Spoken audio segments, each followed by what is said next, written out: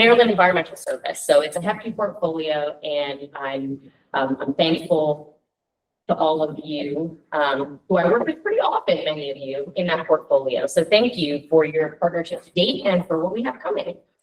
I'm going to start, like I said, brief remarks, and then we're going to do a round of introductions. And then we have a few presentations that we're hoping will provide kind of just a basis of knowledge for everybody to start our work from the same place. So when I think about this work, I think about the governor's inauguration speech. I don't know how many of you were there. I was there, terrified. I just had a very interesting experience with Oprah, where she probably thought I was a little bit silly. So I was definitely there. And one of the things that the governor talked about was no false choices, right? And I think that that is especially relevant here. So what that means to me is that even in the most intractable policy choices or policy challenges, there's a middle ground to be found if you look hard enough for it. And if you commit to the belief that it doesn't have to be all or nothing for any one viewpoint, right? In almost every situation when it comes to governing, there are different viewpoints, different sides of every issue. But I think this idea that you have to take away from one to give to the other is what we're trying to really break away from, especially with this work, right? Because all of the different policies that are involved here are important. We must protect our environment. We must. It is crucial. And we also have to continue building our economy, growing our economy, and protecting industry. We have to figure out how to do all of those things at the same time in a very, very tight budget situation. So we have to be more creative than we have been previously. Not to say that there hasn't already been a ton of creativity in this space, but I think this is a very unique financial situation. So if we are trying to find a middle ground and not take from one to feed the other, we have to be super creative about how we do that because we have less money than ever before. At the end of the day, I think we all want the same thing, which is a healthy, clean, and economically booming state. And so we just need to figure out how we can achieve all of those goals at the same time as much as possible. So that is my little spiel. I'm going to ask each of you to introduce yourselves, introduce your organizations, and then I have we're not going to call it an icebreaker. Those are a little cheesy, but I have a question that I would like for you to answer along with your introduction. And that question is, what does a successful ACT ACC2 work group look like to you? What does success look like in this space? And you can talk about that in terms of your constituency. You can talk about that in terms of anything you want. What does success look like to you for this work group? And with that, I'm going to turn it over to our secretary to introduce herself, and we'll just go around the circle. And screen team, we will come to you last, okay? We'll do the folks in the room, and then we'll go to the screen. Thank you. Good seeing everybody here, and thank you for that. So I am Serena McElwain. I am the Secretary of Maryland's Department of the Environment.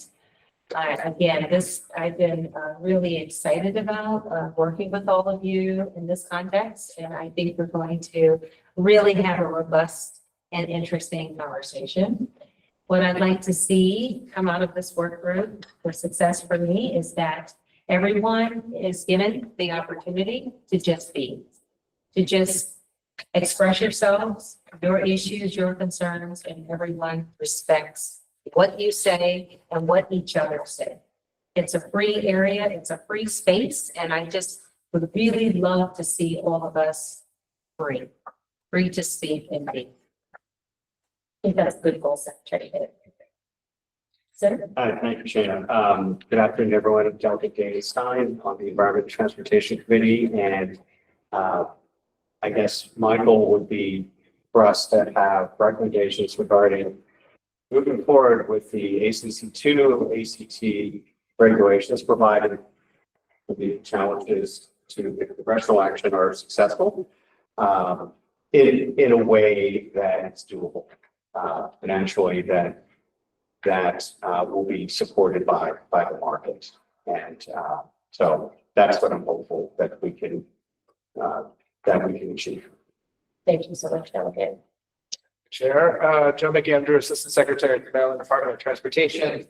Glad to be with you all. My goal is to make sure that we, as one of the major infrastructure providers for EV chargers, can do our part, articulate our vision and deliver upon our vision. It's a new role for all state departments coming out of the federal infrastructure authorization, IJA, that we are implementing and do it well so that we can build up success, so that we can continue to grow beyond the expiration of the federal authorization next September.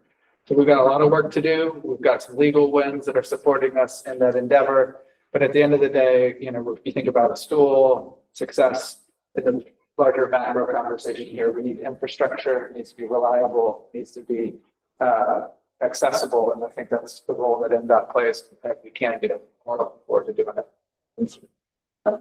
Thank you. Thanks for bringing us all together. My name is Bill Whiteman. I'm the Director of State Affairs for Rivian. I think most folks know who we are at this point. We're an electric vehicle manufacturer currently specializing in very light, medium duty vehicles. All of our vehicles are Class 2B.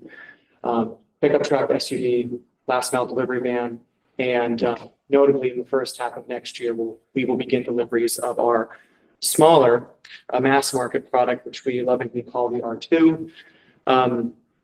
What I always like to highlight about Rivian, just to share some perspective of kind of where the automotive industry is and kind of how we fit into it. We are only the second American manufacturer since Chrysler to manufacture 100,000 cars. This is a really, really hard industry to crack it in. And so we're really proud of what we've been able to accomplish so far. We're excited about the future. I'm excited to be part of this group. And what I hope to take away from it is a lot of group learnings. I think not just the ACC2 and ACT programs, but to learn what other opportunities there are here in Maryland, not only to work on here, but to apply elsewhere. So looking forward to the conversation. Thank you both. Dad? Hi, I'm Zach Schaefer. I'm Assistant Secretary for Policy at the Maryland Department of the Environment, and I will have the pleasure of helping staff the work group. Along with the Secretary shared in terms of success for the meeting, I'm, as our Assistant Secretary for Policy, looking forward to hearing ideas that we haven't thought of yet, because we know that there are ideas around this table and online that we haven't contemplated or haven't fully explored yet. And so we want to expand our perspective and scope of thinking as we think about what a roadmap for the future here looks like. Rachel? Yeah, good afternoon. Rachel Lamb, I'm Secretary McElwain, Senior Climate Advisor. Like Zach, will be providing staff support as needed for this group and also looking to support eventual implementation of good ideas. Ian? I'm Ian Ullman. I'm a Senior Advisor at the Maryland Energy Administration. I think what I'm interested in is understanding and hopefully finding some common ground on sort of what are the barriers, what are the obstacles that we know are out there. Can we at least, start there?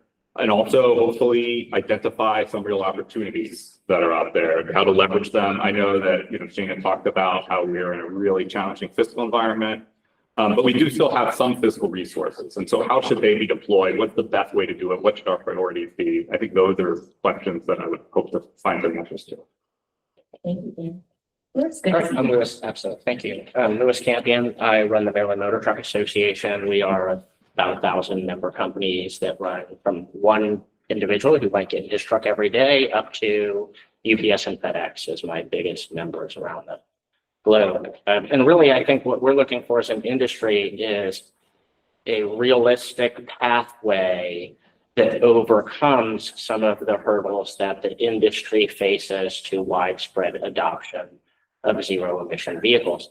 I tell my members and policymakers, we're not opposed to zero emission vehicles. We just have to have a realistic pathway for how we can adopt them. And it's not my business to tell a member if they should buy a Peterbilt or an International or a Mack or a Volvo.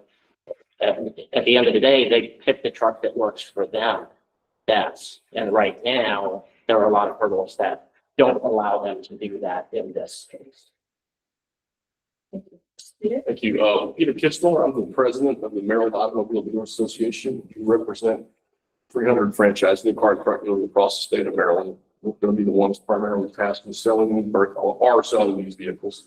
I'm a car dealer guy. In fact, we had a executive committee call on Monday about this.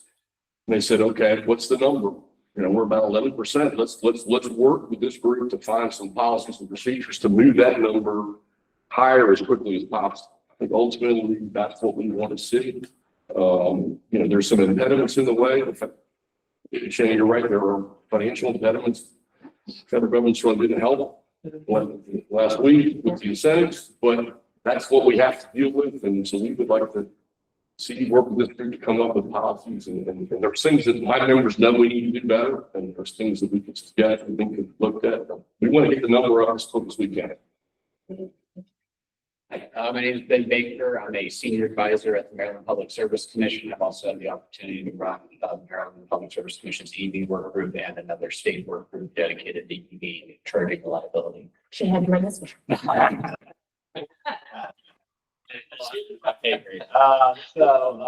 Anyways, but yeah, to me, success, I think it's summed up well by the delegate was what recommendations can we come up with at the end of this to help move the state's goal of higher EVs, more EVs on the road in the long run, market-based solutions preferably, but also what are the regulatory policies that we can follow up on?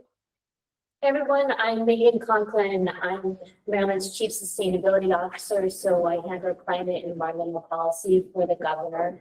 I think that in a very difficult and dynamic federal landscape, we still know that Maryland has ambitious climate goals that we're striving to meet, and that 40% of our emissions come from transportation. So I'm hopeful that this group can come together and figure out a path forward to meet those goals, and working cooperatively, not only with the NGOs and the private industry partners here, but also with our colleagues in the General Assembly so that those recommendations can move forward and be adopted. So thanks everyone for being here today. Thank you. And our friends here in the back. Good afternoon, everyone. Morgan Ellis, and I'm with MDOT here supporting the job. Great. Hello, everyone. I'm with MDE, Special Assistant to Secretary Michael. Wonderful. Okay, transitioning to our screen team, Senator Attar, can we start with you? Thank you. Hello, everyone. I'm Dahlia Attar. I'm the Senate appointee. And what I want to see out of this is I've heard from people on both sides of the aisle, and as a legislator, we hear this all the time, on both sides of the issue. And I'm hoping we can find a happy medium, like Shana said, protecting the environment, but also with a realistic goal at the end of this. So that's my goal for this, and that's what I see as success. Thank you so much, Senator. Sadie, let's go to you next. Thank you, everyone. Safer Tool, Deputy Legislative Officer for Governor Moore. Very similar to what Shana's portfolios are on environment, energy, transportation, and a number of other policies. Those are the same policies, excuse me, areas that I work on. And, you know, everybody had said this, like we are facing some severe, uncertainty at the federal level, right?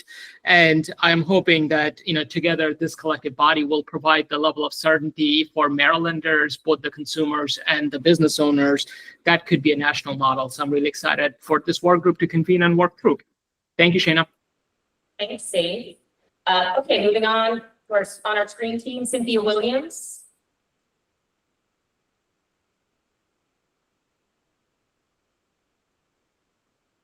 Cynthia, are you there? Okay, Josh Stebbins. Hi, I'm Josh. Okay, it's okay. We'll come back to her. Go ahead, Josh. Great. I'm Josh Stebbins, Managing Attorney for Sierra Clubs in the DC office. In terms of what I'm looking to get to achieve in this committee, several things. I know everyone's talked about money being tight. Maryland has literally over $250 million of federal funding that it can avail itself of.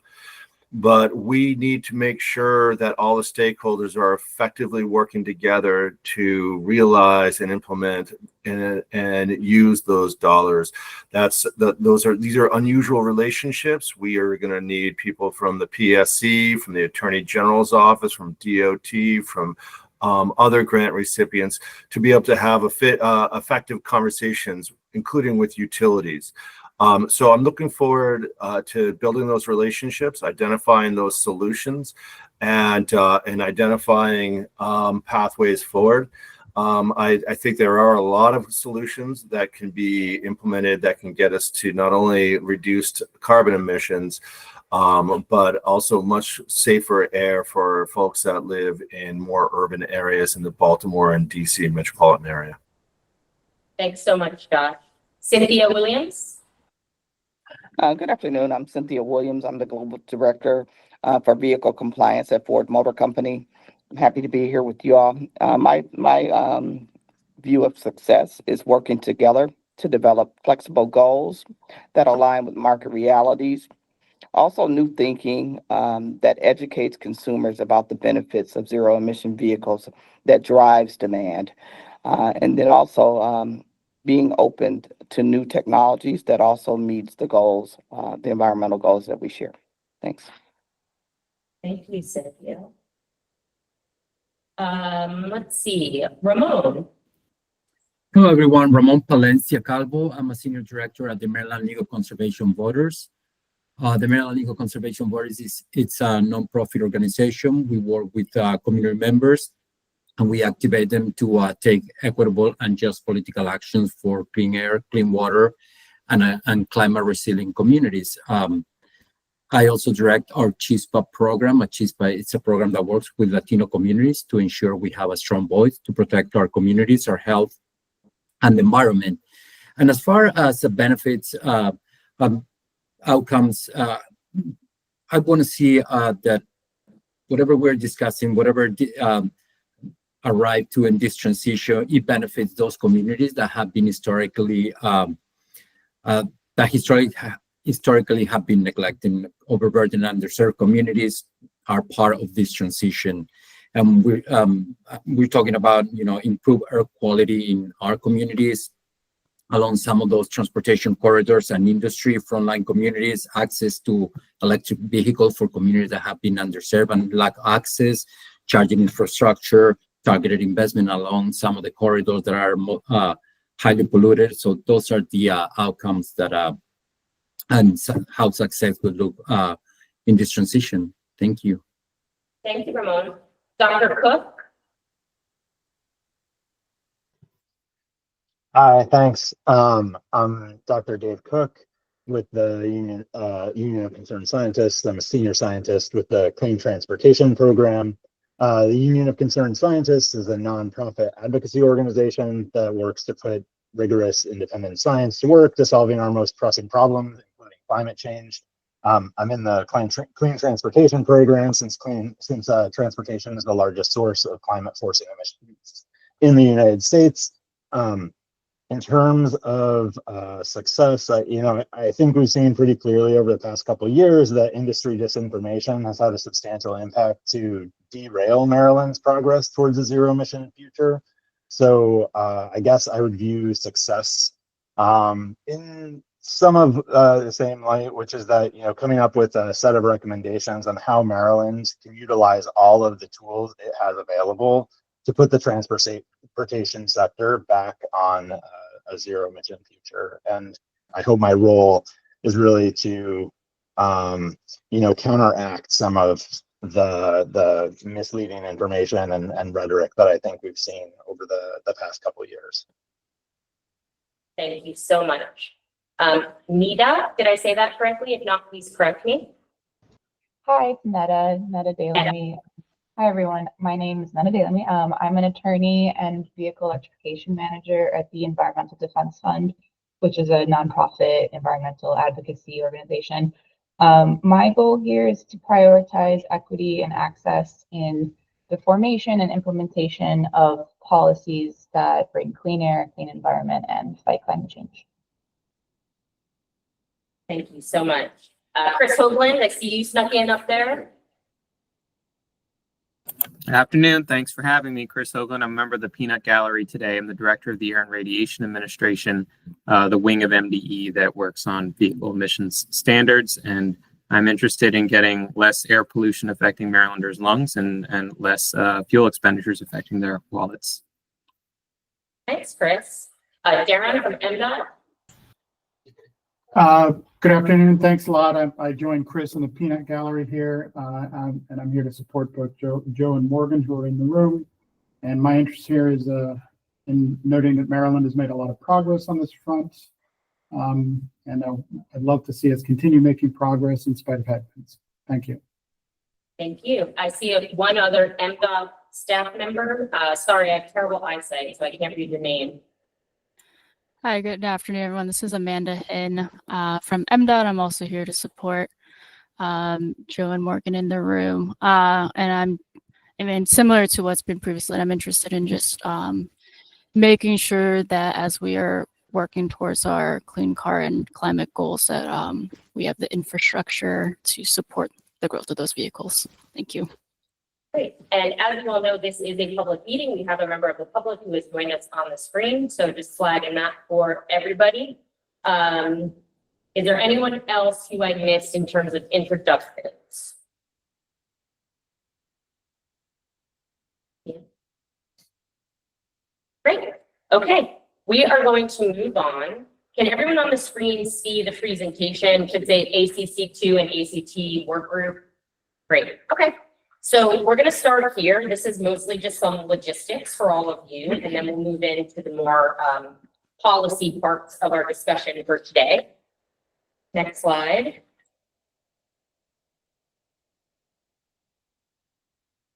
Thank you. So we will meet on the second Tuesday of every month. We will send these out via calendar invite and email. The dates are listed here. We will have in-person and virtual options. Strongly encourage in-person if you can, not required, but I find that the discussions tend to be maybe more robust or flow a little easier when everyone's kind of on the same platform. That said, we're always going to have this set up, and it's totally fine if folks want to join virtual.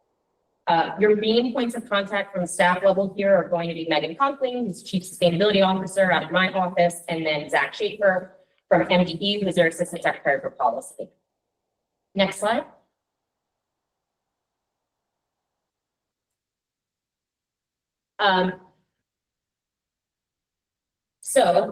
Sorry, I don't have that second part. It must have not been down on my end. Interesting. Okay. So the governor signed an executive order several months ago establishing this work group. And the purpose of the work group is really to do what many of you talked about in your intros. That was, the intros were really lovely to hear because you all were speaking already from a very similar playbook. Everybody talked, not everybody, but most people talked about finding kind of a happy medium, a middle ground between protecting the environment and also protecting industry. And that's exactly what the governor had in mind when he established this work group, is trying to figure out where that middle ground is, what those recommendations are, what those policies are that are going to support the continued adoption of EVs and also support industry throughout this transition and beyond. Next slide. More on this, sorry. I think these are out of order already. This isn't the same order. Okay. So obviously, we'll have more on this later, but there is a lot happening at the federal level. Maryland is still committed to its climate goals and its EV programs, but Congress recently voted to rescind the authority to enforce ACC2. As you may or may not know, Maryland's law is structured currently in a way that we have to follow California's laws around this area. And the vehicle that allowed us to do that was this waiver that has recently been struck down. So we are in a new space, which is exciting. And it gives us a little bit of flexibility, a little more flexibility to design something that works more for us. There are some limitations on that, and we will get into all of that as we go through our process. Next slide. This is again more on the EO, kind of what's the mission. We want to reduce our transportation emissions. It's not just an environment issue, it's a health issue. Less emissions is healthier air for everyone to breathe. We want to make progress towards our climate goals. We want to accelerate EV adoption, and we want to support industry. Next slide. This is just the agenda for our meeting. We already did our introductions. Next, we're going to have a presentation from MDE about the federal and state landscape. And this is really meant to be an overview, although it's very good, detailed presentation. I'm going to ask Matt Verghese, who is our federal director, to come in very soon and give a more fulsome presentation specifically on the federal issues, because that's a huge part of what we're going to be dealing with. But MDE has done an excellent job of outlining it for us for this initial discussion. And then we will have a presentation from MDOT on our current EV programs, specifically around charging and implementation of those programs, and then grid implications and planning, MEA, PSC. We'll do that. Okay. Next slide. Wonderful. Okay, and we already did that. So we are going to move on to our first presentation, which is going to be by Secretary McElwain. Thank you, thank you. So let's get that up. And apologies for not printing out copies. We'll do that for next time. Sorry about that. Actually, we can probably try to do it. We can use this one. We'll get some copies printed out. Okay, good afternoon, everyone, again. And again, I really thank all of you for being a part of this conversation. I give special thanks to the governor and of course to Shana for all the work and leadership that you're doing for us and bringing us here, and really your whole team across the board, Governor administration. So we appreciate you. As you all can see here, we have a diverse group. We have agencies, we have state agencies, we have industry partners, advocates, local governments, local leaders, because we know that the challenge that we're about to talk about is really about all of us. It impacts all of us. The big fat elephant in the room is the recent rollbacks of advanced clean cars too, and advanced clean trucks. And they have really, those rollbacks have really shifted the regulatory landscape that we all know about. And the dust is still settling here in Maryland, but I will say, and I will repeat the governor's words, that we're not wavering. Maryland, that's just where we are. We are standing strong, and we're here to work these things out, these issues out together. So today, I think what we're really here talking about is, I would say the first question would be, how can we achieve our collective goals of protecting our planet, our state, our children's health, and still enable our economy to thrive, particularly given this moment of uncertainty that we find ourselves in. And just as importantly, the question is, what can we do, all of us together, to build greater momentum, innovate, and drive results that really progress, make our state continue to meet the progress that we need to. So we're going to dig into some of the bigger issues around why clean transportation and vehicles are so critical and where we need to go from here. But first, I want to just really set the stage from where federal, state clean cars and clean trucks regs are really right now. So I want to just back up a little bit. I think it's helpful to just review how these regs work and where they actually came from. So let me start with this. US EPA, they are the ones who set the national standards for vehicle emissions under the Clean Air Act. And this is actually, people think it's just for greenhouse gases, but it's not. And it goes back decades, right to the heart of why we have the Clean Air Act in the first place. So this is really about lead, it's about carbon monoxide, dust, ozone, sulfur, nitrogen oxides, things that can kill people and children. And we're going to get into a little more of that in a minute. States, I just want to make this clear, states cannot set their own vehicle emissions standards. That is something we can't do unless you are called California, which had its own standards even before there was a Clean Air Act. So they were allowed to keep that authority that they had before US EPA, the Clean Air Act was even an act. But in order for them to enforce, they had to still get waivers from US EPA. because they could have set those standards without the waiver. Other states can adopt California's standards, but you can't change anything about California's standards if you decide to adopt it. It has to be the exact policy replica of California's waiver authority.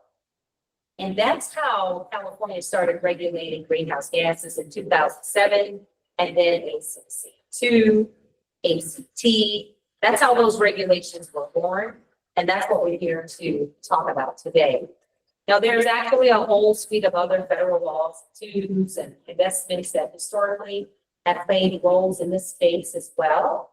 Things like the fuel economy standards, and of course, rebates and tax credits. And we'll get into some of that a little more as well. So now we all know that things have changed a lot around us in the last couple of months. Congress and the president used the Congressional Review Act to revoke that same waiver I just talked about, California's waiver. And of course, again, that waiver is what allowed them to enforce the regulations. And that means that all the states that signed on, I think it's about 11 total, we cannot enforce them. This action, as we all know, is in litigation, and that is going to take a long time to play out. So yes, there is uncertainty that we have to deal with, talk about, because again, we cannot enforce those regs, not at this point. But that's not all. We also know that as recently as last week, the president signed a big, interesting bill, and that bill rescinds billions of dollars in tax credits, manufacturing incentives, all of which also help support this industry that we're talking about. So there are also plans that I understand to roll back other rules as well, but I don't have all the details of that. But it's a lot going on. So how did Maryland, the state of Maryland, how did we end up in this conversation? So we have been a leader, as most of you know, in the climate space for a long time. Delegate Stein, I know you can agree with that, cheerleader for climate change, all things environmental protection. So here's how it started. In 2007, the Assembly passed the Maryland Clean Cars Act, fancy word for using California's waiver in simple terms. That's how we got, that's how we became a part of that time. It was Advanced Clean Cars 1. It was the first. Everyone pretty much agrees that, I hope you all agree that that program, that's ACC 1, was really a huge success. The manufacturers, they all applied with it. The industry significantly exceeded the targets of that program. And just so that you all know, ACC 1 does conclude, it's over at the end of model year 2025. So we're at the end.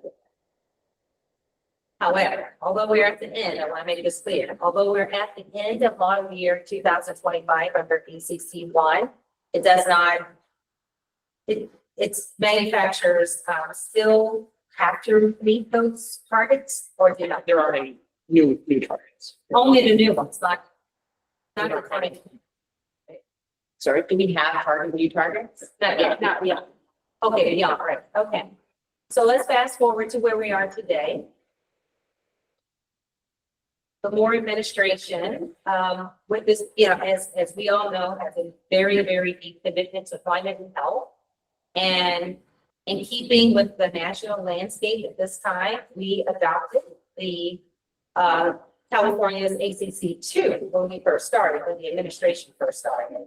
And we had to do that anyway because we were already a part of the program. And so that's why, we had to make sure we got back on target with what we needed to do. There were ambitious targets in ACC 2 that we all know about. I talked about that a second ago. And again, we couldn't do anything but adopt what California had already established. And so we worked really hard. We worked with all of you. We worked with our sister agencies. We worked with private sectors, counties. We did everything we can to really meet the moment. And I think we did do it. We did it. But as we know, the world, again, is really shifting around us. And we lately, I would say, because of all the changes that are going on, we haven't really had much progress as quickly as we needed. And so now we need to just continue to figure out how we're going to continue to do the things that we need to do. Like, for example, the advanced clean cars needs assessment needs to be done as well. So there are things that we still need to do. Now I just want to just make it very clear that my agency, and I know Shana, Governor, we've heard all the concerns from really all sides of industry, from consumers, we've heard it all. And we care, we've been listening, and that's why Governor Moore had the foresight to pause the state's enforcement of those regulations for years 1 and 2. And you can see that from the chart.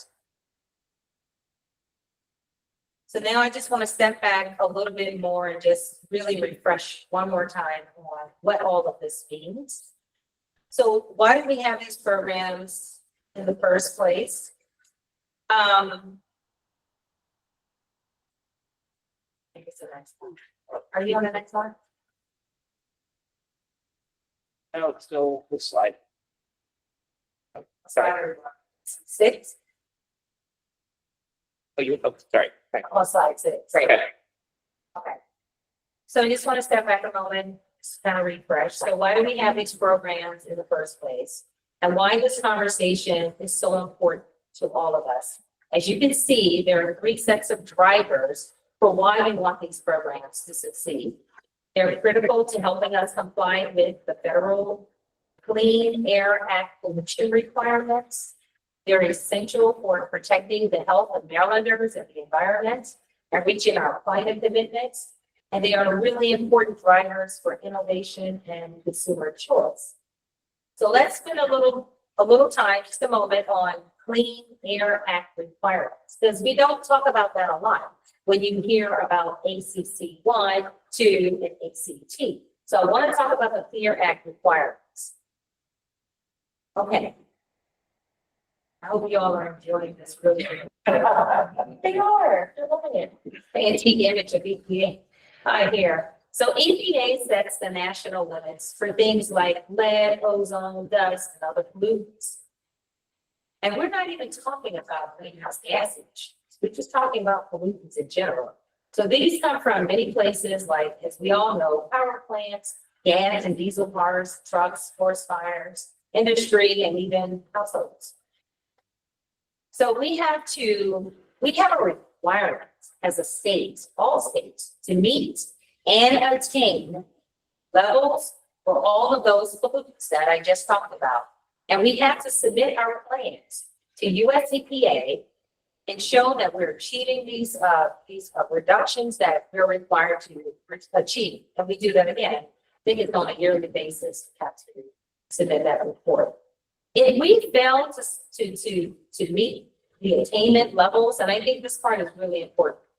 If we fail to do that, there are so many consequences that we have to deal with, including the federal government withholding certain federal funds, and that includes transportation funding as well. Now, nothing historically have ever been that extreme. We've never lost a fight in the air pollution space.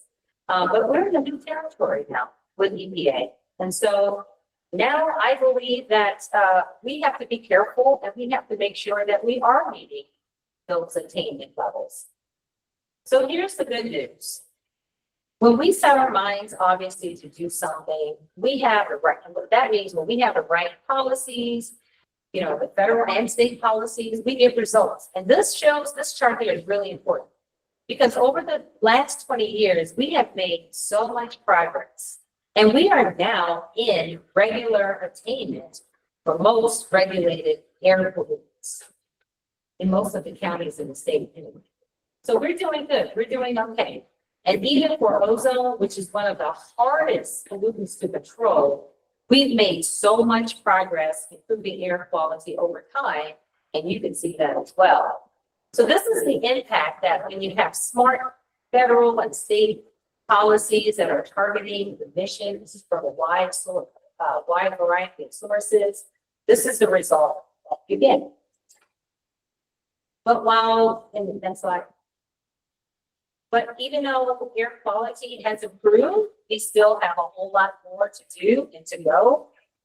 There's just much more we have to do to improve. In 12 counties, you can see this chart, Maryland is still not meeting federal ground level ozone standards, which haven't been updated in over 10 years. The vast majority of Maryland's population lives in those 3 non-attainment areas, and 7 of them, the ones in the red, are in serious non-attainment. In the chart on the right, you can see where the source of ozone are coming from today. You can see it. That's where the sources are coming from. And you can see too that we've done a great job, as I said, we have to point the area sources. Mobile sources are what's on the left, not just in Maryland, but you can see that all across the country. We have to reduce this pollution so that we can comply with the Clean Air Act, which is where I started this conversation.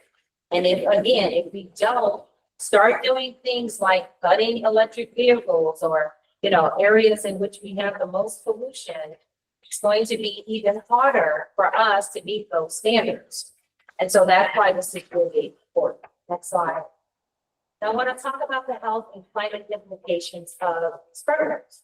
So we know that ambient air pollution is really a huge health problem for everyone, not just for children, but for the elderly, for people who are working and playing outside, people with other health conditions. And that's especially people who are living in environmental justice communities and the ones who are facing higher density of pollution sources. And honestly, the only thing that we can say when the air quality is bad outside, literally, is go inside. That's pretty much where we are. And so we don't want to get to a point where people can't go outside because the air pollution is bad.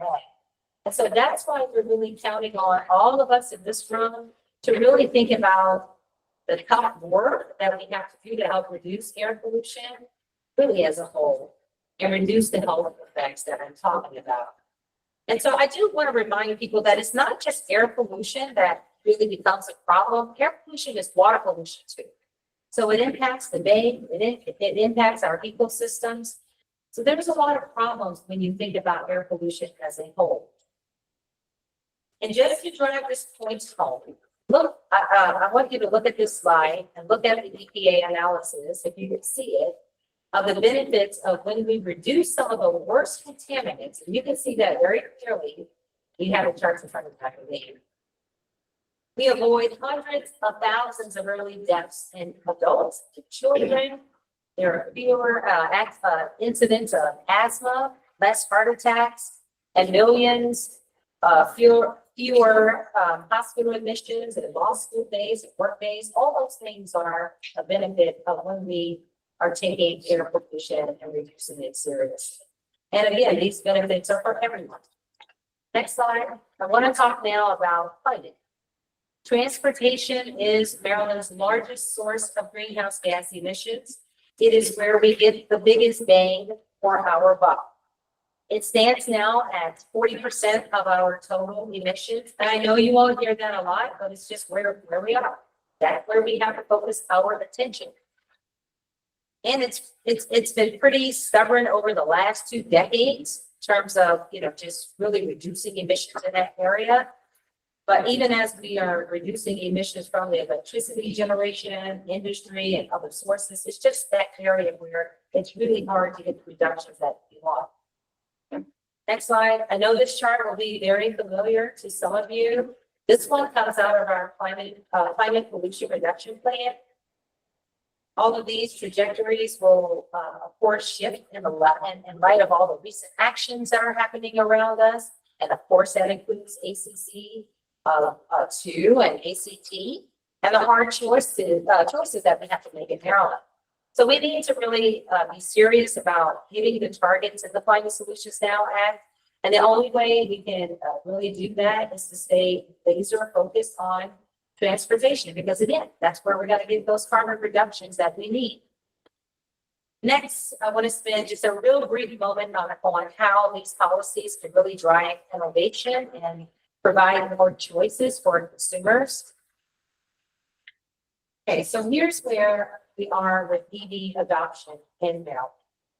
And I hope you can see the chart. So look where we were almost, if you look on it, just see where we were almost 15 years ago. And compare that to where we've been in the last 5 years.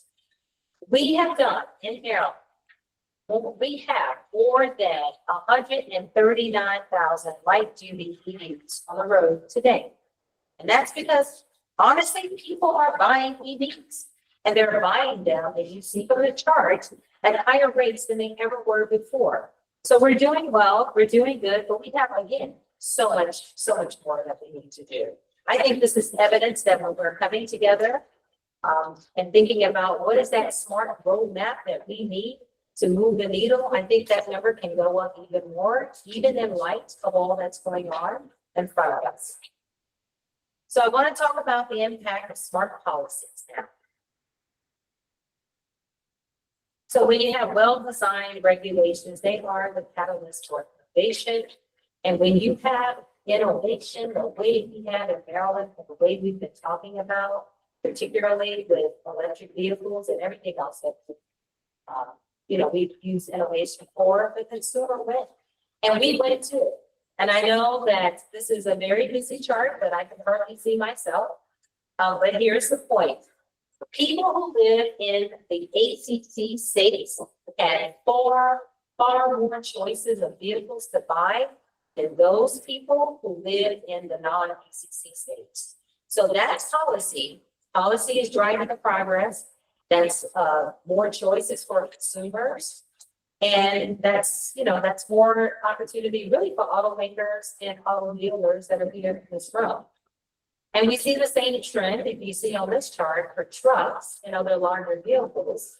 If you look at that explosion in progress, that just happened in the last 6 years. Okay. Next slide. Okay.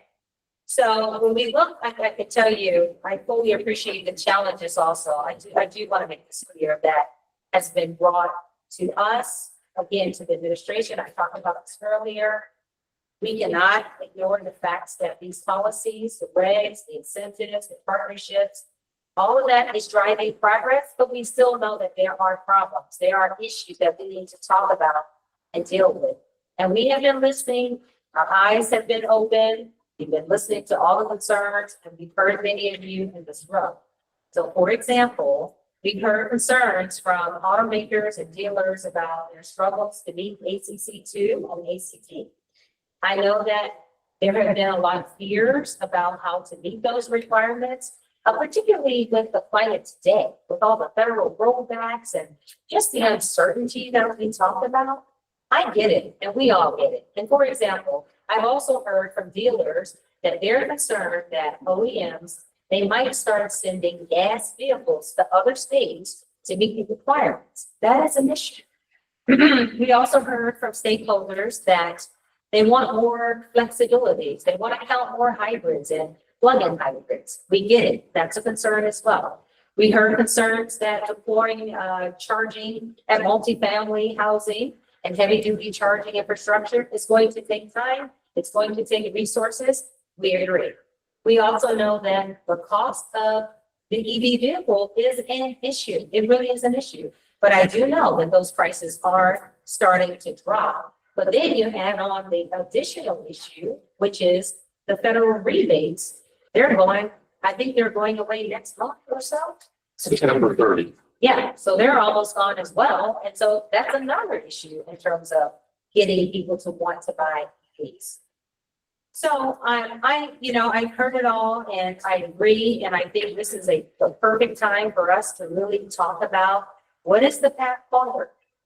So I'd like to just end the conversation now by just talking about a few ideas that perhaps we can think about as a group, as a work group, as we move forward. So one thing I want us to think about this question, because this really is the question. What is the roadmap for Maryland's clean vehicle future? That's what we're all talking about today, and that's what we're going to be talking about. What is the roadmap? What do we do? And I think, if we just think about that question as we go forward, I think we'll find our answers. So there are two buckets of tools that I want to talk about, and I want to share those with you today. So the first bucket is the one on the left side. Those are the tools that we can do on our own. That's Maryland. We can do those. We don't need any help. We don't need other states. These are things that we can do. But when I say Maryland, I want to be clear. I don't mean the Department of the Environment. I mean everyone in this room. We all can play a part on this first bucket, which is still on the left side. The second bucket, if you look on the right side, those are tools that we can also use, but we have to work with other states to really make those come alive. And I think that's a moment for us to lead, for Maryland, to move other states with us. So we're really in a good position right now, and I think that's something we should talk about. And I want to make it clear, and I am almost finished with my presentation. What's clear is that regulations alone is just not enough. So we need to pull all the levers that we have, and that's why I want to get into this. So on the first side, on the left side, some of the things you'll see on there, I won't read them all, but you have things like consumer education and outreach. That's low impact, but it's important. You have partnering with community colleges, technical schools, all the things that we need to do to build a skilled workforce. I think that that's high impact in the long run. Investing in public charging infrastructure, that is high impact. That's something we can do together. Collaborating with utilities on redesign and grid readiness, that's high impact. So again, because we're running out of time, those are things to think about. And that I think that could be a source of the conversation that we have here. And you can see the ones on the right side, those are other actions that we would have to work together in partnership with other states perhaps, but those are areas that we can get into a little later. So that's really, what I wanted to talk about. I want to turn it back over to you. That was a lot, but that's where we are today. Thank you, Secretary. I'd like to open the floor up for some discussion on the Secretary's presentation. Work group members on the screen, if you could please use the hand raise function. Let's go ahead. Thank you, Secretary. I think you highlighted something really important, right? That regardless of what's happened at the federal level from a regulatory standpoint, that doesn't preclude us from policies that incentivize and promote the adoption of zero emission vehicles. I have a question about the SIP and the attainment versus non-attainment. And I do not have any background on how that assessment is done, to be clear.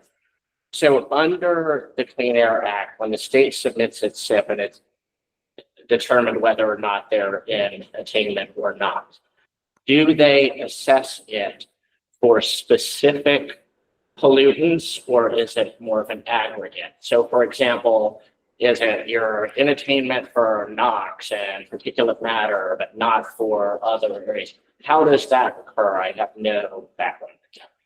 That is a really good question, and I'm not going to pretend to answer it because I have my expert on Zoom. So Chris, you're responsible for that report, so why don't you answer that question? Sure thing. Happy to. So SIPs are for individual pollutants that are regulated by the Clean Air Act. So we have SIPs specific to ozone. Those would be the ones that are most relevant here. We also have SIPs specific for the particular areas where we are not attaining the ozone standard. So we're working on a SIP for the Baltimore non-attainment area right now, for example. And that's an exercise where we look forward into the future and we try to demonstrate how we will reduce emissions sufficient to meet the standard in the future by putting policies in place now. And then there's all sorts of modeling and analysis that demonstrates whether the suite of actions we're taking add up to enough pollution reduction to meet the standard in the future. Thanks, Chris. Can I ask one other question? That's okay. I don't know if this would come from MDOT or from MDE or through multi-agency partnership. Is there a mechanism that we use with regards to evaluating transportation emissions that determines how much is generated, because we are such a pass-through state in Maryland, particularly in the freight sector, from out-of-state vehicular traffic versus in-state vehicular traffic. Joe, any thoughts? I'm gonna let Mr. Hoagland answer that first. Oh, Chris, you're on for that one too, Chris. You work at MDOT too. The short answer is yes. The transportation modeling that yields the future emissions projections does account for pass-through traffic versus the portions of vehicles on the road that, say, Maryland regulations would apply to. Thank you. And just, so we're doing fine from a perspective, in the DMV, at the current moment. Baltimore, we're out of compliance. Transportation related, Chris, if you can correct me if I'm wrong, we're doing okay from like sectoral based emissions, but we've got inbound from other areas such as fires elsewhere that are impacting, some of the air quality concerns. Thank you. Other questions or reactions? Who's that? Cynthia, is that you? Yes, of course. Go ahead, please. So I noticed you noted that 40% of your emissions are coming from Baltimore and DC area. Have you considered doing a cash for clunkers program that would bring in lower emissions vehicles, and then using I think it was $250 million in funding a gentleman mentioned to offer incentives for consumers to purchase those vehicles to help with that in those areas? I don't know if that's been tried. This is my second tour of duty in the governor's office. I don't remember it from the first time around. I don't remember it from this time, but I think that's an idea to definitely think about, Cynthia. Thank you. You're welcome. Thanks. Other states that have programs like that you're referencing that we could learn more about? I know there was a federal cash for clunkers a while back, so there's probably some learnings we can get from that, and I can provide that later. Thanks, Cynthia. Mm-hmm. Oh, go ahead. I appreciate the presentation, Secretary. Thank you. A conversation that we've been having internally the last several months has been, a lot of what's happened in the last few weeks has been anticipated.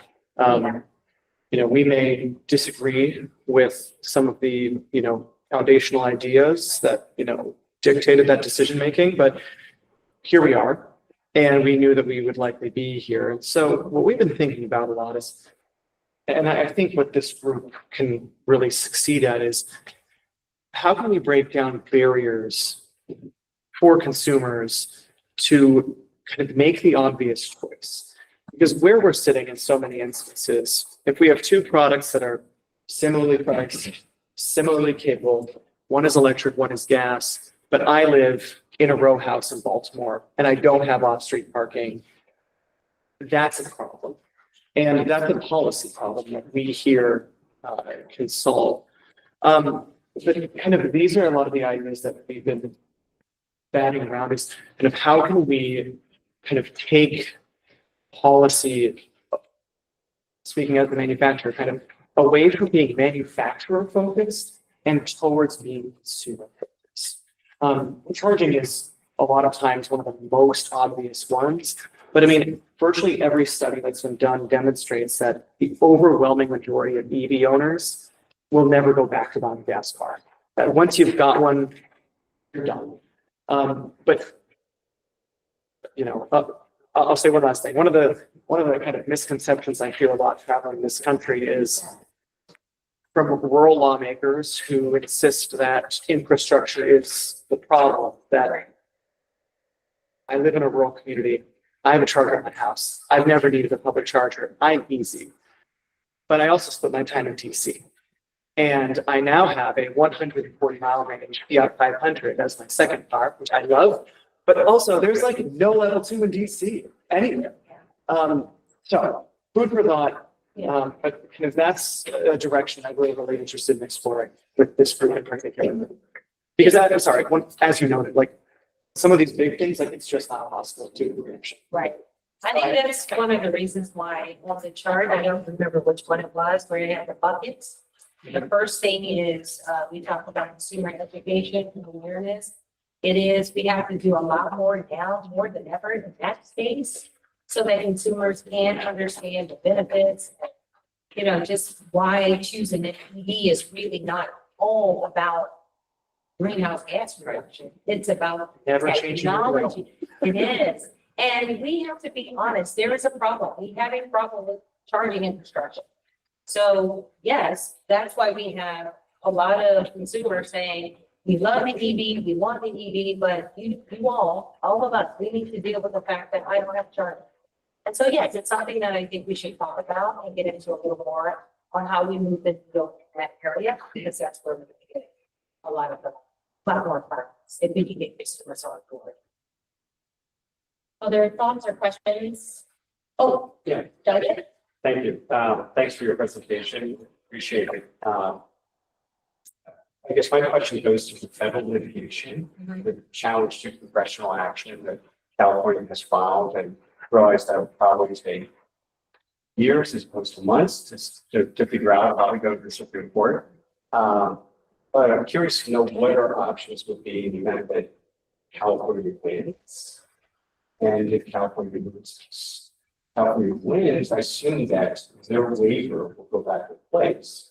And Maryland could continue being consistent with ACC2, et cetera. But if California loses, you default to whatever FDA has. And If California loses, then we would default back to the federal EPA.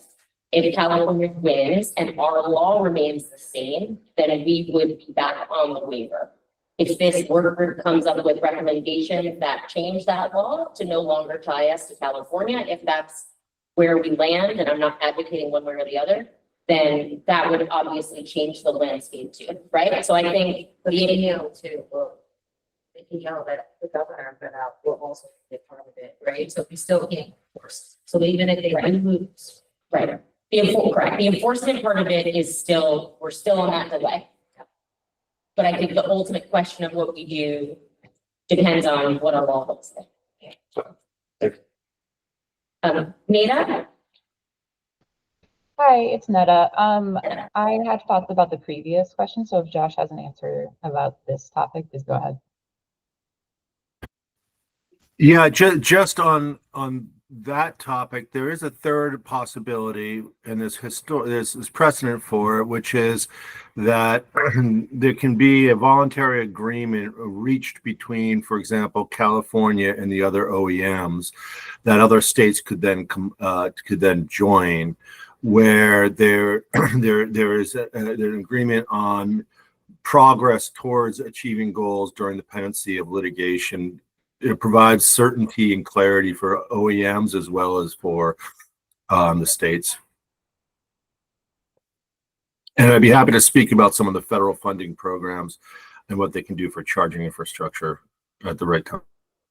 Thank you. Netta, back to you.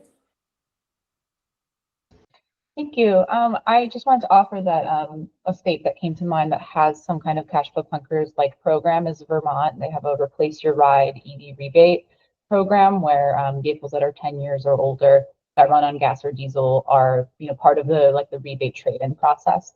So I wanted to share that, and I also wanted to share that. So I'm based in Chicago. I started doing EV advocacy as an EV owner, just kind of sharing experiences, and I think that goes a really long way in doing community outreach and education about the benefits of electric vehicles. I've been all over the state of Illinois doing kind of presentations, like educational presentations for folks who are just curious about the topic. And you'd really be surprised how many folks who had the resources at least were like, okay, I'll go get one tomorrow, pretty much. I've had, emails come in after months saying that they got an EV, after seeing the benefits. And it's because most people in the country and certainly outside of urban areas do have home charging, as someone said earlier. So infrastructure, I think, is less of an issue for a lot of people than it actually is, and it's really an issue of education and knowledge of how this system actually works, and the paradigm of how you charge your car versus how you fuel up your car. And I do think that for the more urban people who would need public charging, rely on public charging, myself included, we do drive less. The mileage is lower, so the impact of electrifying those vehicles, frankly, is not going to be as impactful as folks who do have home charging in the suburbs and rural areas who might be driving dirtier vehicles as well. Thank you.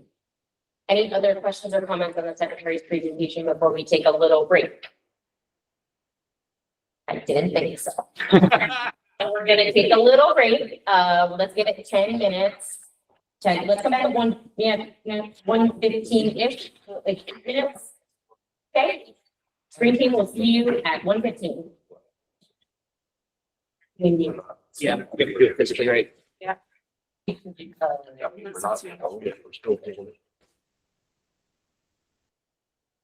All right, it's 1:15, so we are going to continue.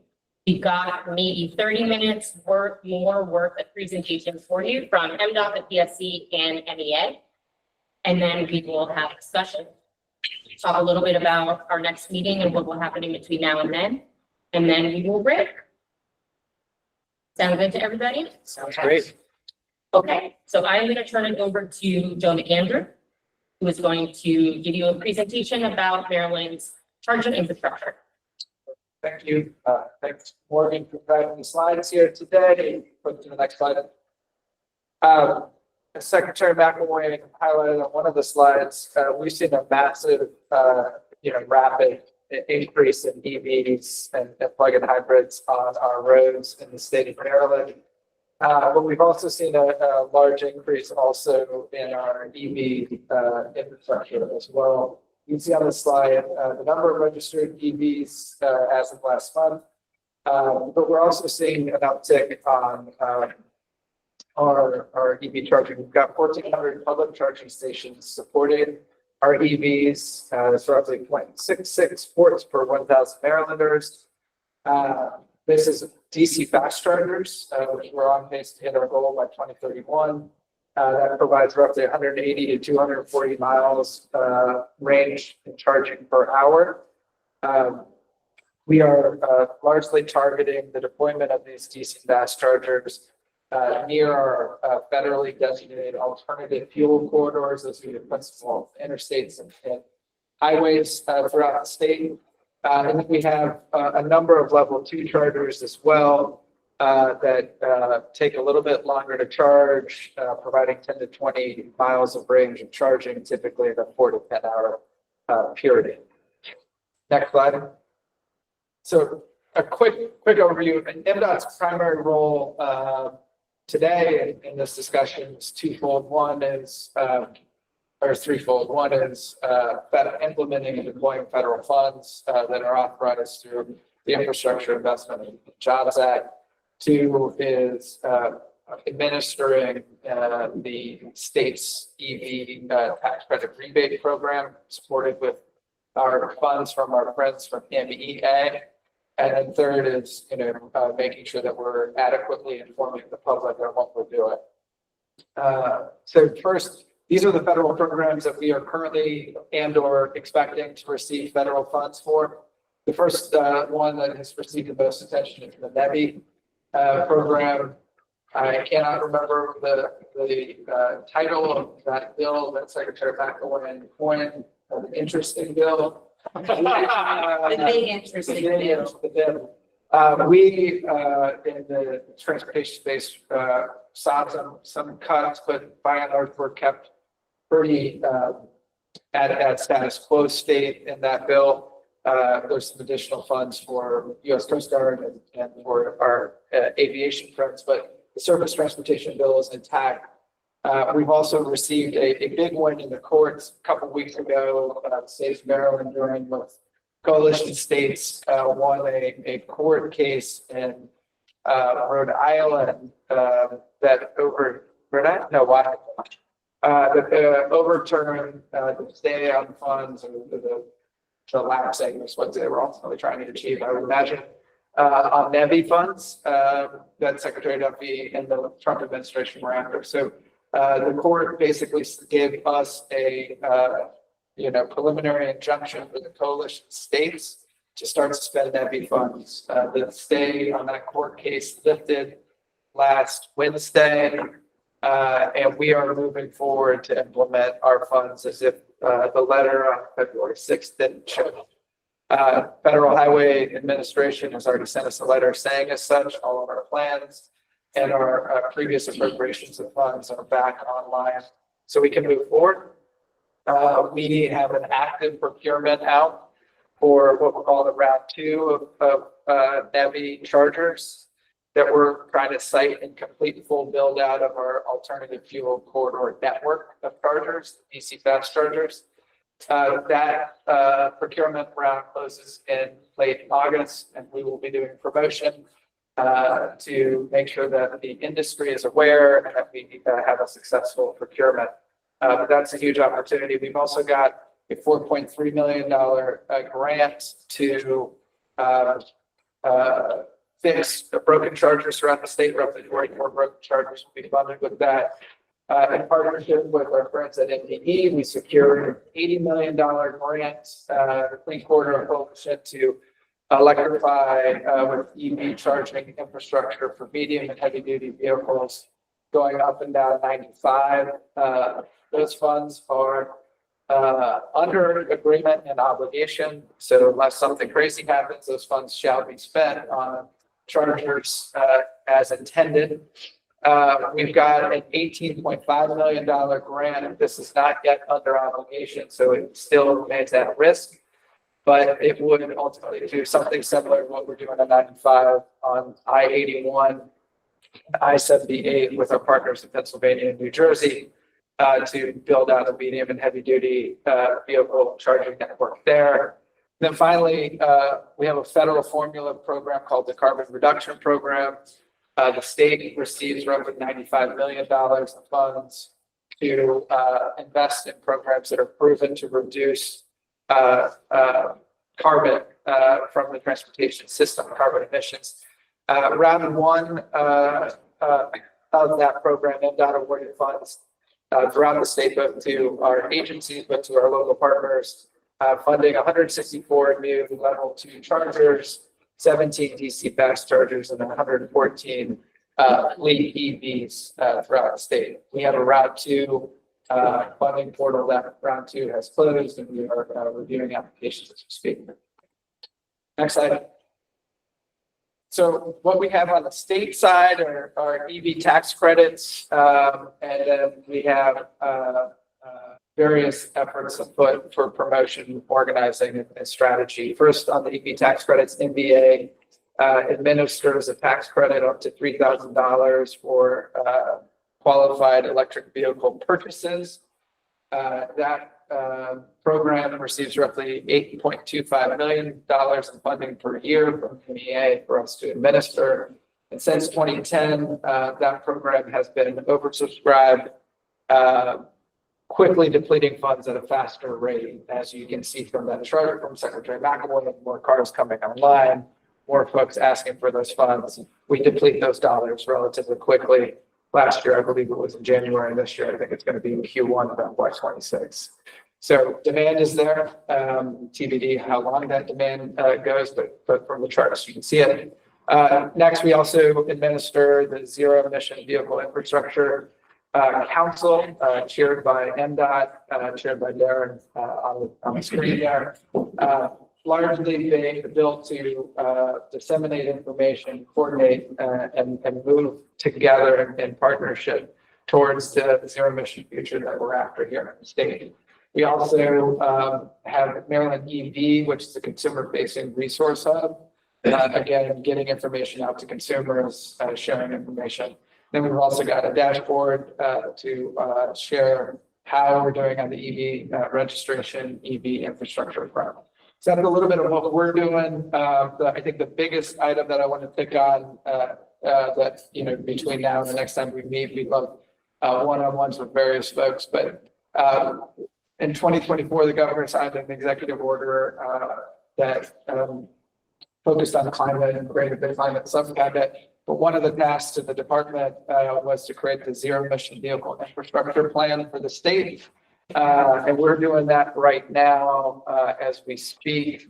It's a statewide plan that looks at, there's a lot of inputs to try to determine how we're going to strategically meet the lofty goals that we have for the state in terms of zero emissions. So this is ultimately an input to this work group's exercise.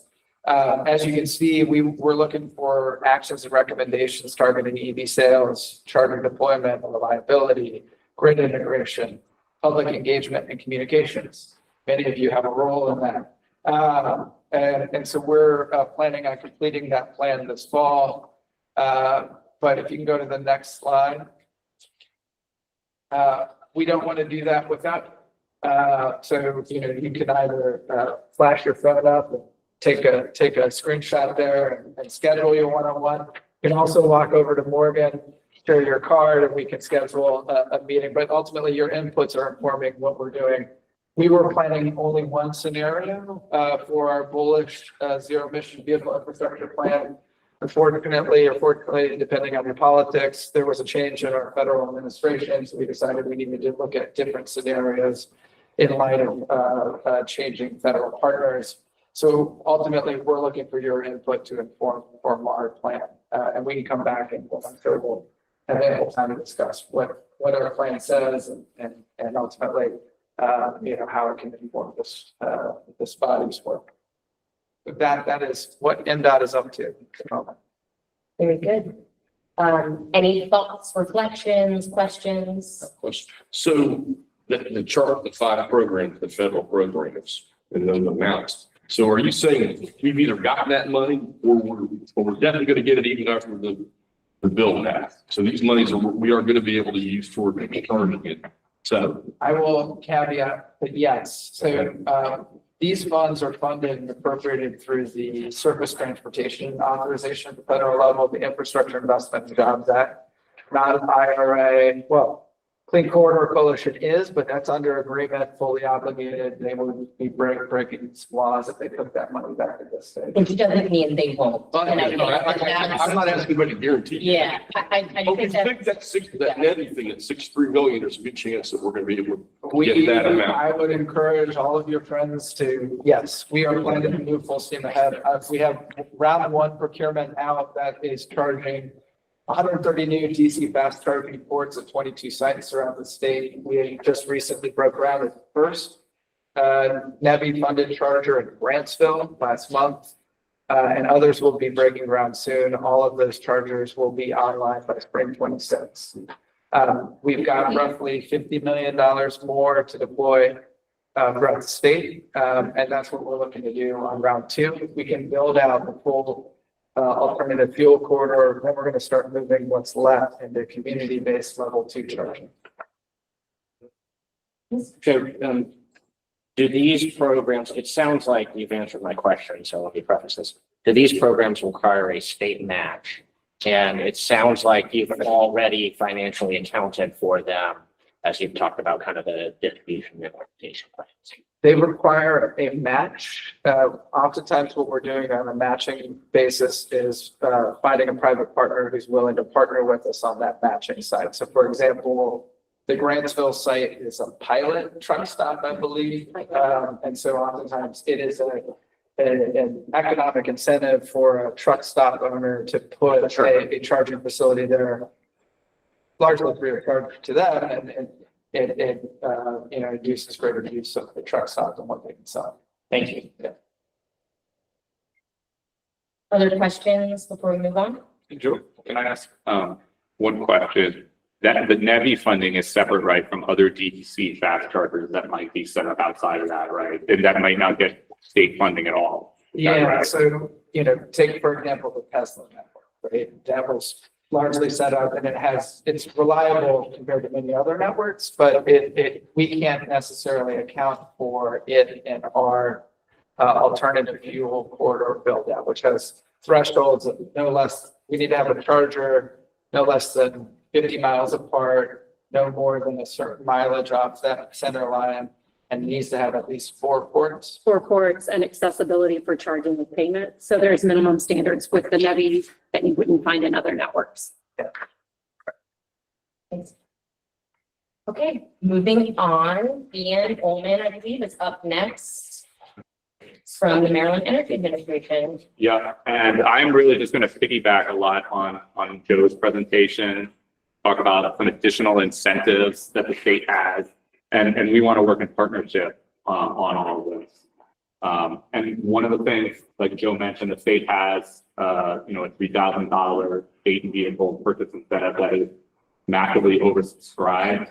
And so I think that's something we should all think about, how should we handle that? Is that program working? Is it providing an incentive, or is there something else we could be doing with those funds? I think it's a question that I can tell you we're all asking. And that's funding that comes out of the Strategic Energy Investment Fund. And that's where all the programs that I'm going to be talking about in terms of MEA, it comes out of that seed fund, right? Which we hear more and more about these days. And the seed fund was where the 100 million came from, right? That the legislature, was it 1 or 200 million? This past session, 100 million was invested over and above the regular budget for renewable. No, wasn't there the direct assistance program? Did that also come out of the seed? Correct. That was, I think, 200 million. Yeah, and those ratepayer rebates should be hitting, ratepayers in the fall. Might be, you think August then? Be August or September. I was thinking September, but okay, right. And the Peace Public Service Commission, even though it's funded out of the seat, the General Assembly has passed that policy. The Public Service Commission has to figure out how to actually, get it to ratepayers. Right. So that's the process, right? That's, underway. But I think at some point we should do like a bigger conversation about the funding and kind of where all the money is. Because like the seat has, there's some money in there. It's a little bit of an unpredictable funding source. But I think that's part of this conversation too, right? Is, are we paying for the right things right now? Are we paying for things that work? Are we paying for things that are utilized, right? And like, what are the things that are less utilized, and how can we make sure that we're investing most in the things that work and are popular and help us achieve our goals? Yeah, and I can give an overview of the seats if that would be helpful. Not today. But at another time, right. That Mr. Chair said that your money, a lot of your money, and most of it is coming from Reggie, which is stable, and the alternative compliance, which is not stable. Yeah, and I hesitate to get too far down that rabbit hole, but that's exactly right. Those are the two main funding sources. We get a little bit of federal money as well, but not as much as we once did. So all that to say, more discussion on the incentive programs. I think that's an important piece of this, where we're spending money, and if what we're spending money on is actually serving us in the way that we want it to. So if we go to the next slide, I'm going to do a quick overview of the MEA vehicle program. So the first slide here is on EDSD rebates. So this electric vehicle supply equipment chargers that an individual or business can install in their home, in their garage or at their driveway. So these are typically, especially the residential ones, they're just used by one family. They're probably used one time over the course of the day, probably maybe not even every day, right? And these are level 2 chargers. We don't fund level 1 out of the program. Similar to the vehicle incentive that Joe mentioned, they are always oversubscribed. We always run out of money for this program. And so I think a lot of the same questions that we were just talking about would also, come up in this program. As you can see, it's high volume. Is it a good incentive? I think it's a question that I would ask people to think about. Especially because if you apply for the rebate, you may or may not actually get it because it's dependent on funding. You run out 2 months afterwards, right? Seems like sooner and sooner every year. Yeah, I think it's staying a little longer than that, but in fact, we don't even have a wait list because it just becomes too challenging administratively. So now we have a new fiscal year that has just started, and so we're going to be opening up that program again for FY26 here in the next probably week or two, I believe. And we'll see how long that money lasts for FY26. Yeah. Okay. Next slide. Not last year, the year before, I think the governor was standing in this room, and Megan, you were there, probably maybe a few of us others were there, and he announced a $90 million climate down payment. Secretary was here, I believe. Yep. Yeah, so wonderful. So a lot of us were here, and so some people, I get a question from time to time, what happened to that money, right? So a number of those programs that were, in the $90 million were transportation related. And so this is the community charging grant program, and it is designed to address one of the issues that I know, I think you might have mentioned it, but like, are there chargers for people who cannot charge at home, right? So this program just rolled out in FY25. You can see the areas of interest, but it's got to be in LMI communities, overburdened, underserved, and then we really wanted to focus on those multifamily units that people do not have a garage or not installing a charger in their home, but they're relying completely on public chargers if they're going to have an EV. So this year we invested, I think, 33 chargers, 44 projects overall. A few of them were planning and make-ready projects. They're all either in public locations or multifamily units. It's way oversubscribed. FY26 program will be opening up later this year. It'll be a little bit bigger. That'll be an additional 13 million. And that came out of the $90 million that the governor announced last year. One of the questions will be, is that program working? Should it be continued? And then we'll have to talk about the funding. So that is, but it had a lot of interest and uptake on that program. Yeah. Okay. So that's the charging infrastructure. And then on the next slide, we also do this work group, right? It's not only about light duty cars, it's also about medium heavy duty trucks. We do have a medium heavy duty truck grant program at MEA. That program is funded again out of the seat. That actually the governor in his first year did a transportation bill. That program was part of that bill. It's had some ups and downs, honestly, but this year we were able to make $9 million in awards. And these are for on-road vehicles as well as some off-road equipment as well. And would you say some of the challenges here have to do with the infrastructure and the fact that when I think about kind of the larger companies that have lots of trucks, let's take BGE, for example, the trucks have to be able to kind of sit for an extended period of time while being on to run all of the accoutrements that are attached to them, and that there's like battery issues. Is that right? I mean, I think that's part of it. I know there's infrastructure issues, right? A truck is not charging at home. It has to have a charger at where it's going to be, that it can access. So infrastructure is definitely a concern. I think from an MEA standpoint, we are looking like, how can we try to make sure that we're maximizing the emission reductions associated with some of these vehicles? Because some of these off-road equipment, if they're not used a lot, that might not be a good investment, right? Versus like a fleet vehicle that are going to be out all day long, every day. That's the sort of thing that we're thinking about. And, there's some restrictions in the law that, could be looked at, but I think that's exactly right. Yeah. Okay. And then the final program that I wanted to highlight is our school bus program. And, school buses are part of medium heavy duty trucks. This administration has made a real emphasis on trying to convert, school buses. The diesel pollutes a lot in a lot of those overburdened communities. We have our children, right, standing there waiting for the bus to come, and then it's sitting there when they're getting on and off the bus or idling at a school. So there's a lot of benefits to an electric school bus. I know that MDE has another program funded out of Volkswagen settlement. And this was another program that was announced by the governor as part of that $90 million. So this is our first year of having that program in FY25. And we were able to invest $12 million, 7 school districts. That too, infrastructure is a challenge, right? There's got to be somewhere to charge these buses overnight and potentially in the middle of the day between runs, right? If they do the morning run and maybe they have time in the middle of the day to charge and then come back and do the afternoon run. And so not every school district is in a place where they're going to be able to do that, but we're working with schools. I know that, the MDE is also working with all the schools under Climate Solutions Now. They're supposed to be converting to electric school buses. And so that, but that too has been a little bit more uneven. So I think all of the programs that MEA has, the community charging one has been a real big success out of these programs. That would be my takeaway. And so if we look to the future, maybe there's some lessons learned there. Yep. And when you're talking about the bus issue, there's another challenge with funding, like you have $12 million, but that only covers 53 buses, right? And there's a lot of buses. Right, and there too, right, EPA had electric vehicle grants. I'm not sure if that's gonna continue.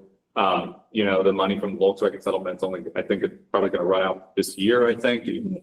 This is the last year for that. So there's a question about how we want to maintain and continue these programs and how we want to do that. I think it's a question.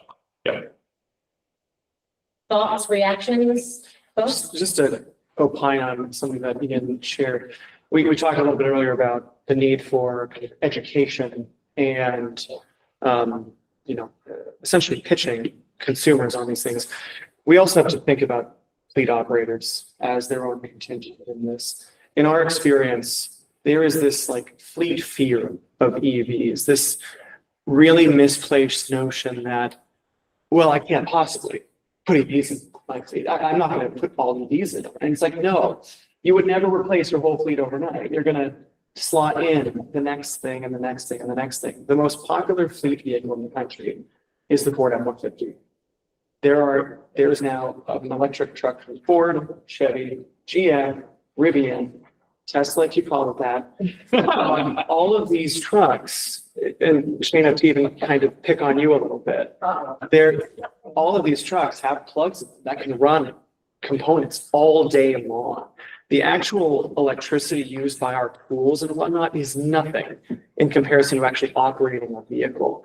And so this is kind of some of just the hard work that we do every day and working with would-be fleet customers, just like meeting them where they are and kind of asking them to take a step back and like, what are you actually going to do with this thing? Like, oh, you're going to drive it 6 miles and it's going to sit there and idle all day. This is a great car for you. It doesn't. So anyways, I'm just to kind of square that circle. It's everywhere and it's something that we are kind of fighting against every day. With the right upfront admission that there will be applications that EVs can't meet, and that's fine. So let's find the easy applications and knock those out first. Megan, go ahead. I have a comment that I wanted to share, and then a question I want to post to the group on the community charging grants. The governor actually did an event with the county executive of Montgomery County on community charging that I know a couple of people in this room were there with me. And it was at an apartment building in the eastern part of Montgomery County. And they received a grant working with Montgomery County's Green Bank, but also part of a community charging program for low-income communities in Montgomery County. So we went to this apartment building and looked at the two EV charging sites that they had put in front of the state apartment building. And the governor met with the gentleman who had his car charging there.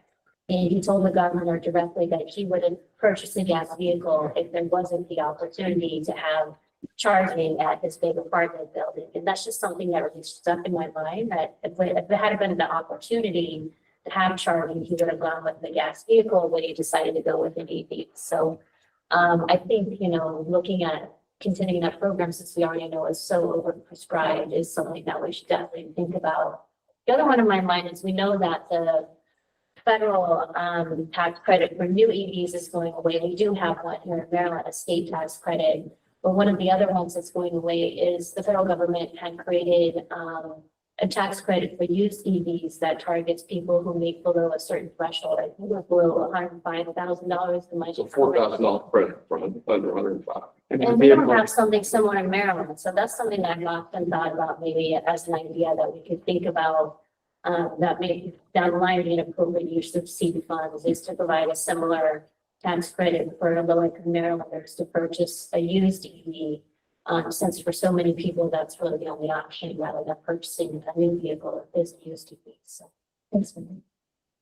Other comments? You mentioned some of the programs, and we just talked about the $8 million we have for the purchase of the EV.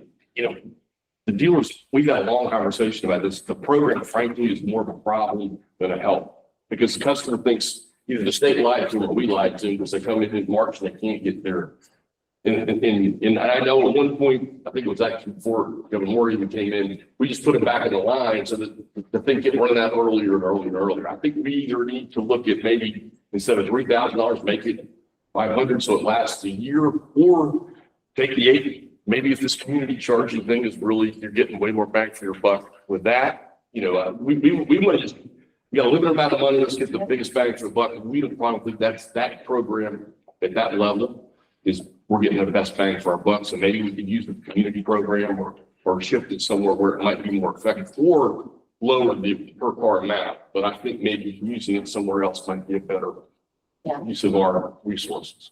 I think we'll definitely need at least one session on incentives and how they're performing and how they're funded. Because like I said earlier, and like you just said, that's a really important piece here. Like, is our money going to the right place? Is it going to where it's actually helping us move the needle on our? And it's like vehicle incentives.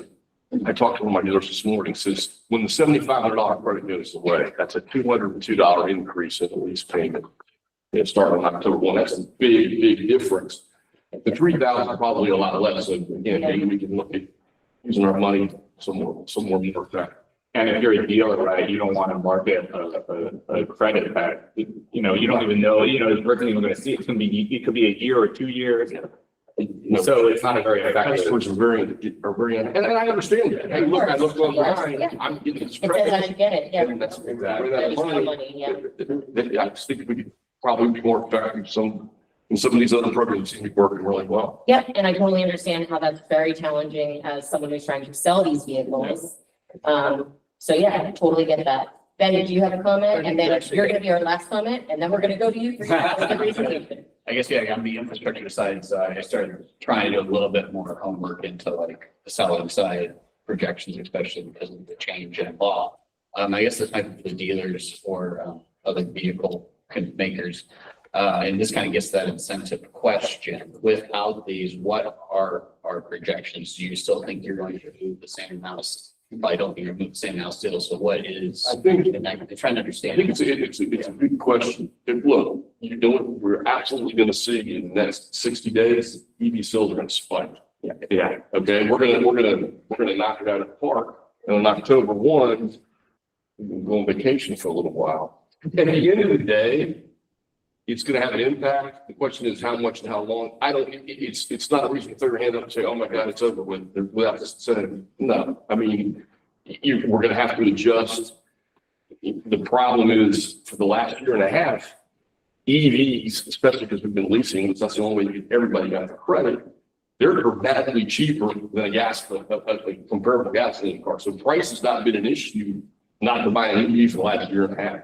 I checked this morning, the cheapest lease program Honda has for pro loaders. Their EV is cheaper than leasing a Civic. It's cheaper than the leasing CRV. It's Yeah, so there's no question we're going to spike, and then in October, we're going to go, how long is that going to last? The manufacturers, we're going to have to adjust. I mean, there's not a whole lot of room at this point. I mean, for my members, we've been kind of giving these cars away because that's what it takes to move them. But that $7,500 is a big deal. Yeah. But it's not, it'll dip and then we'll adjust, and we're going to have to, the products getting better, it's getting cheaper. There are a lot of benefits that are going to continue, but there'll be a blip for sure. Right after it hits, maybe till the end of the year, and so. Peter, if you're giving cars away, put me on that list. Yeah. I mean,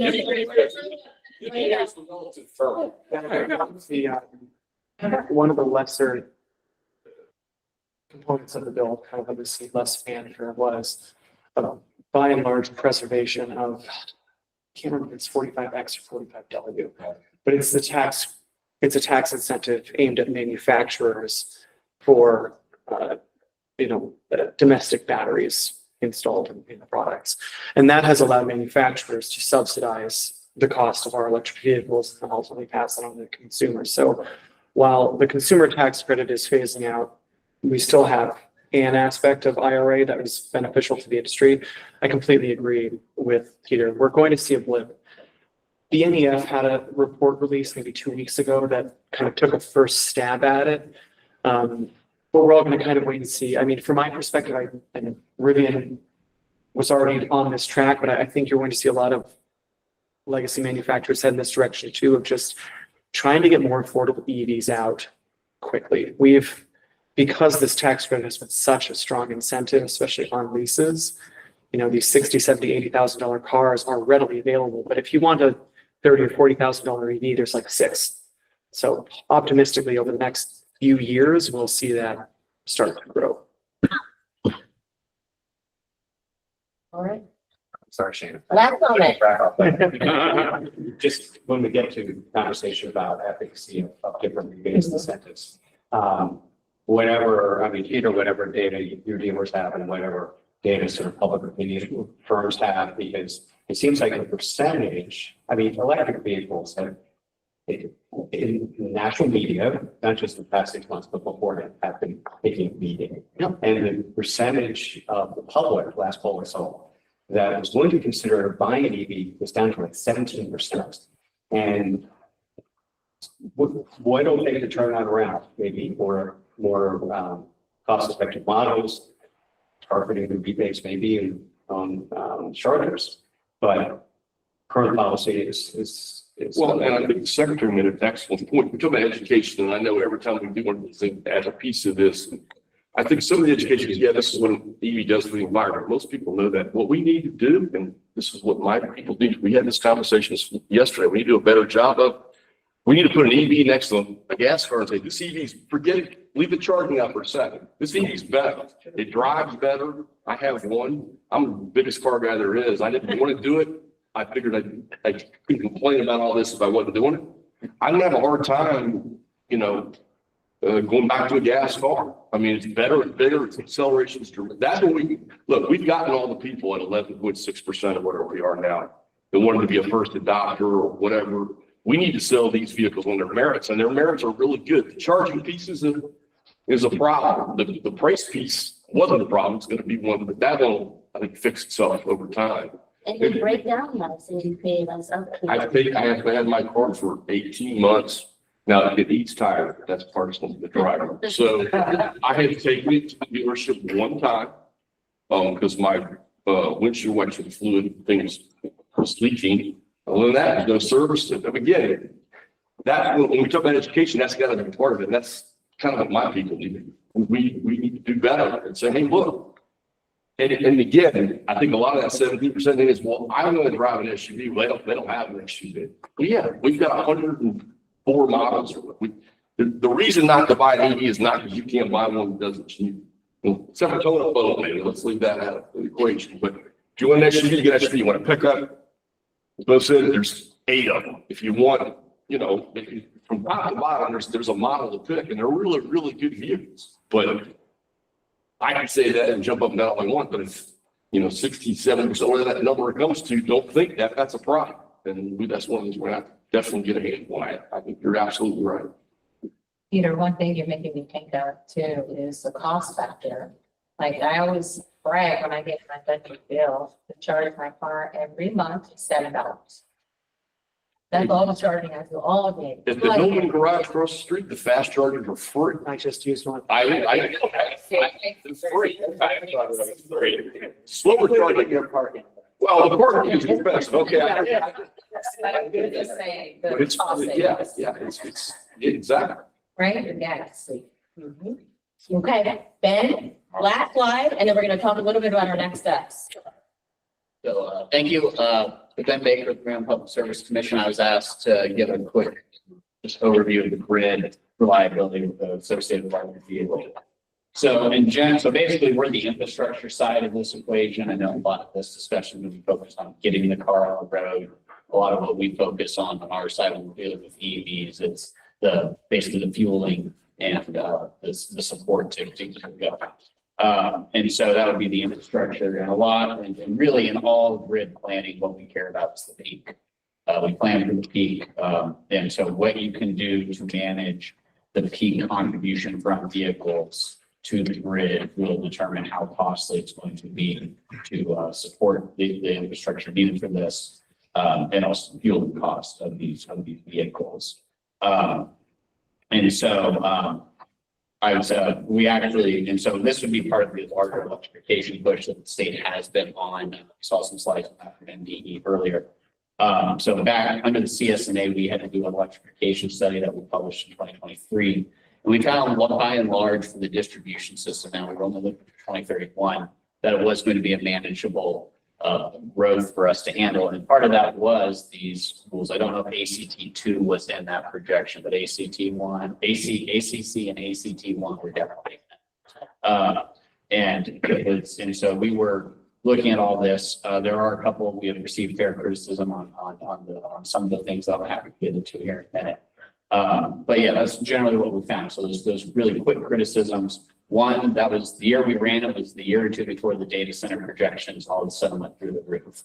Now, data centers are much more of a, I would say, transmission, so towards peak load or towards the higher investments in the grid, which aren't really distribution level investments all the time. The other, we acknowledge this in our report, is we weren't looking at the localized impact of this. And so, yes, there will be grid investments that have to be made to support this at the local level in certain areas. And I would probably, my caveat, not from the report, but my caveat would be around the medium and heavy duty vehicles, is where we're going to have to probably put our noggins together on incentivizing those, because I have heard complaints, the grapevine regarding the cost of bringing those facilities online. And the more I've thought about those loads, the more I think they're kind of like smaller data centers out there in terms of what their peak contribution would be to the grid and how they want to act in terms of, I'm assuming today Amazon wants a facility here, but if routes change, they might have their facility to move. And are they actually going to use all that charging capability? So I think there's actually a lot of similarities that we can have to think through there from our perspective. Now, moving on though, where we stand today, as I said, there have been other realities that have evolved since that time. Data center projections. So basically, we actually are in a we're in a high load growth environment. Okay. So along with electrification of EVs, that would be competing alongside other growth, e.g. the data centers, or the headroom that exists on the grid, or indeed to invest more infrastructure to support it. In addition, we are now on the margin, or we are heading towards the margin for generation within the 13-state grid that we are a part of. This is all just part of the larger market that is facing all of those, not just EVs. So this is part of the challenges that we have to think through, and also what tools are in our toolbox to meet that need. So on the next slide, we talk through just really quick some of the things that we've been doing on our side. We've actually been working on this since 2018. Our utilities have actually been running programs that were really kind of piloting different approaches to EVs. Some of them had to do with incentivizing chargers, and such that could be a tool to get more cars on the grid. But a lot of them were actually focused on load management tools, which is what I have here on the left. Kind of use rates, smart charger management, which is effectively a way where you tell the utility I want to be charged by this time, but you basically manage how you charge the car to minimize impacts to the grid. We're starting to look at vehicle to grid and virtual power plants, which basically would be your car's a battery. That is a resource that I could use to manage load. I think that I have some lifespan questions around that idea that might not be too attractive to the driver, but something that we're looking into. Other things that are all like the standard in this industry, demand response and energy storage in terms of ways to manage load. So there is a lot of ways for us to basically manage these peaks from these things, so long as the right programs are in place. We've actually been running a number of them, piloted them, or the full-fledged programs. Other things, some of this, as a caveat on my slides here, we are moving into a second phase of our utility programs. We haven't made decisions about what we are going to do here. So that's my caveat. But utilities have proposed programs to us where they would actually work with people like the fleets to do site assessments to help them better prepare for integration with the grid. Additionally, they have all proposed make ready programs to help the customer prepare their site for EVs. So basically, if they need to upgrade their panel or their infrastructure to be ready for integrating EVs or other loads, those would be the kind of programs the utilities proposed and evaluated. Other things that are out there, the school bus pilots, we are also going for the CSNA law. We've approved two, one for Potomac Edison, one for BG&E. PE's given us a more fleshed out version. We made significant modifications to BG&E, so they've asked for more time. And then finally, and this is something that basically the availability of the charging network. We did allow our utilities to get into that area. There's been a significant concern about reliability there, which we are trying to work on. They're giving us official reports on that starting in August. We've been tracking for a long time, but it's a very good law. And additionally, just some general location and, basically should utilities be in the space if it's a competitive market.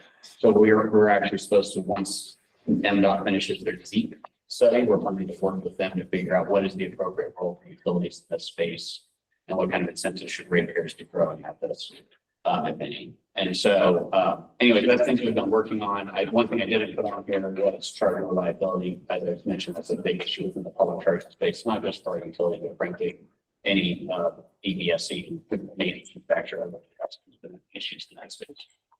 So, and now We're the only two charging providers who have 99 and above %.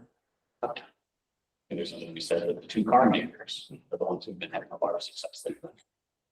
So anyways, I'm happy to talk more through all this, but just kind of a quick highlight. Thank you, Ben. And, you know, a lot of quick highlights today, things that we definitely need to dig deeper on.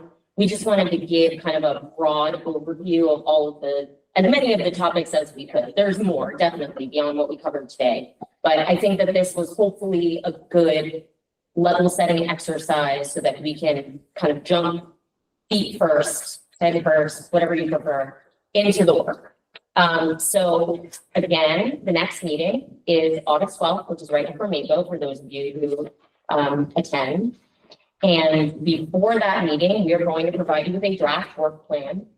I would like everybody between this meeting and the next one to really like look, study, think about the work plan and provide suggestions.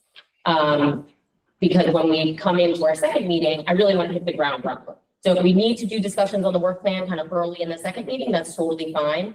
But to the extent that we can reach agreement on the work plan, you know, just by people sending comments in, that would be great. Now, just as a reminder, right?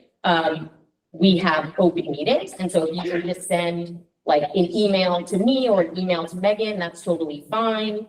No emails to the whole group, okay? Because that would be a violation of our Open Meetings Act. So we are done with our first meeting. I hope that you guys all found this productive, and I'm really looking forward to working with all of you. And thank you to our screen team.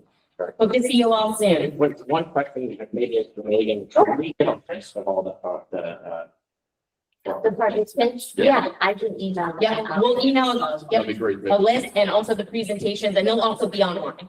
Yes. Yes. Thank you. For the background, for